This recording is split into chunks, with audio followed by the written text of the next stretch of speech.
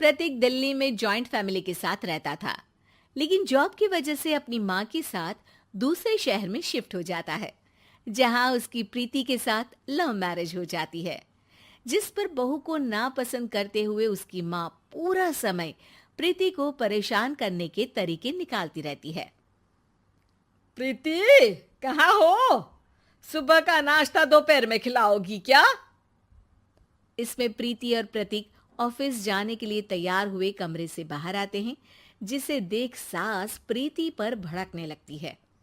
महारानी, तुम सुबह सुबह तैयार होकर घर का सारा काम छोड़कर कहाँ चल दी? जी वो ऑफिस। हैं?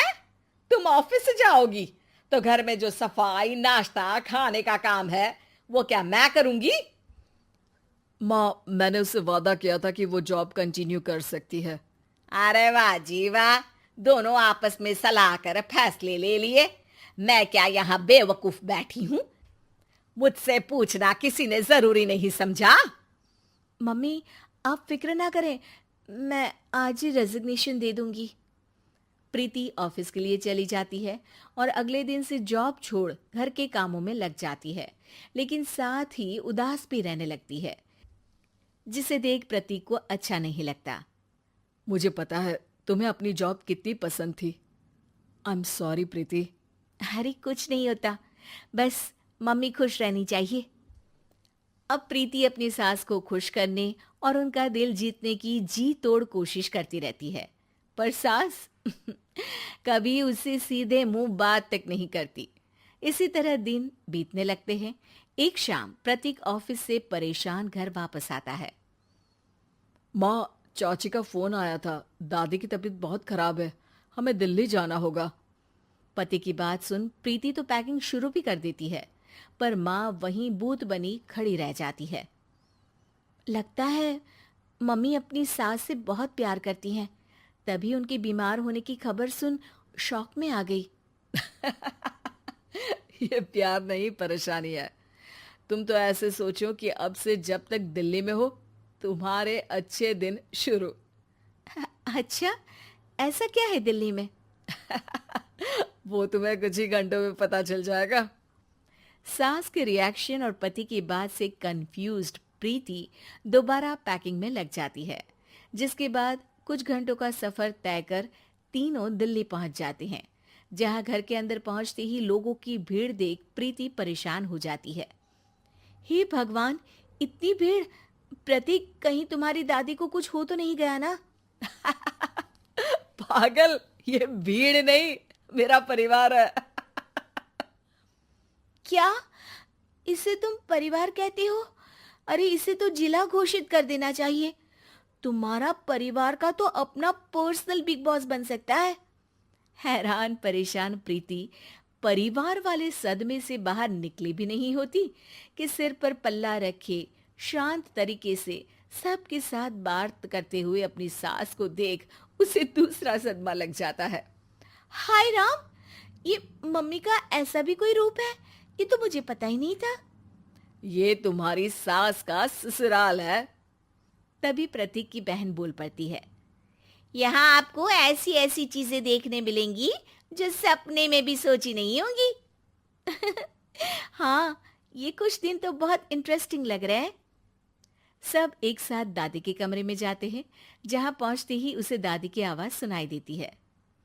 क्यों रे, सास से मिलने की फुर्सत मिल गई? दूसरे शहर जाकर छूट क्या मिली? तुम तो भटकता पंछी बन गई।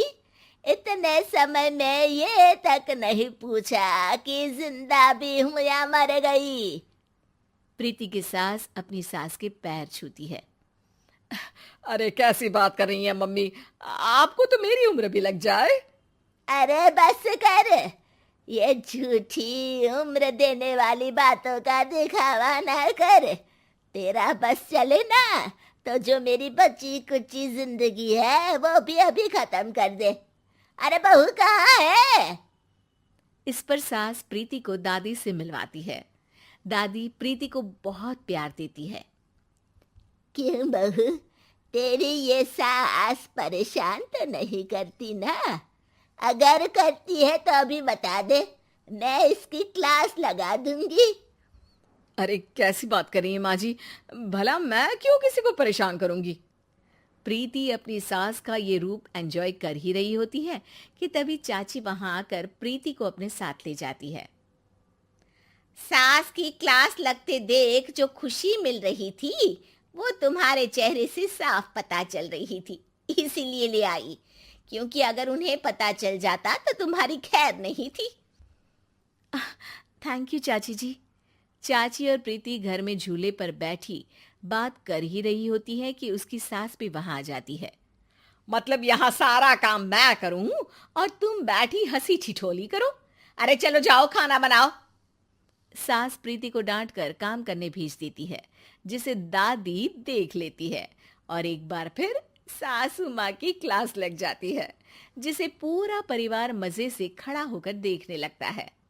क्यों रे, मैंने तुझे काम बोला और तू उस बच्ची को परेशान कर रही है। सास की कोई इज्जत रह गई है इस घर में या नहीं? यहाँ खुद की सास होते हुए भी ज्यादा बड़ी बन रही है। अब नहीं मम्मी जी, मैं तो बस थोड़ी मदद के लिए बोल रही थी। सास रसोई में जाकर काम करने लगती है और दादी प्रीति को लेकर वहां से चली जाती हैं। इसी तरह एक हफ्ता बीत जाता है, जिसमें दादी अपनी बहू को डर, इज्जत और प्यार का फर्क समझाती रहती है और प्रीति उसका मजा लेती है। वापस जाते हुए दादी प्रीति और उसकी सास दोनों को अपने पास बुलाती है।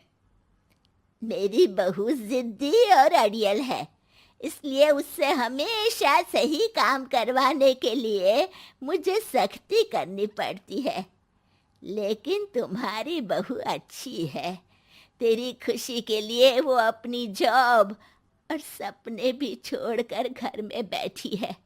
अपनी बहू के साथ प्यार से रहो। और प्रीति, अगर अभी भी तुम्हारी सास परेशान करे ना, तो फिर तुम्हें पता चल ही गया है कि शिकायत कहाँ करनी है। जी, अपनी सास की ससुराल में उनकी सासू माँ के पास।